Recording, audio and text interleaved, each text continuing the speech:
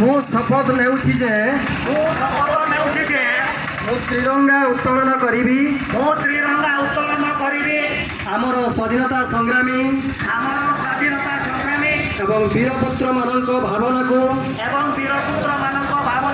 ସମ୍ମାନ ଦେବି ଏବଂ ଭାରତର ବିକାଶ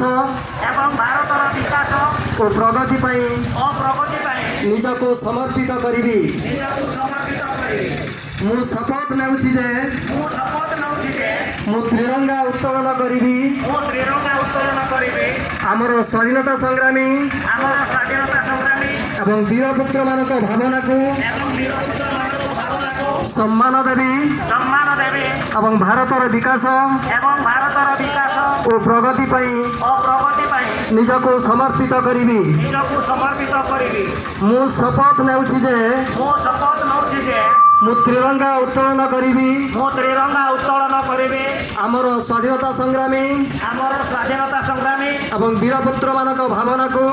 ବୀରପୁତ୍ରମାନଙ୍କ ଭାବନାକୁ ସମ୍ମାନ ଦେବି ଏବଂ ଭାରତର ବିକାଶ ଓ ପ୍ରଗତି ପାଇଁ ନିଜକୁ ସମର୍ପିତ କରିବି। ଜୟ ହିନ୍ଦ।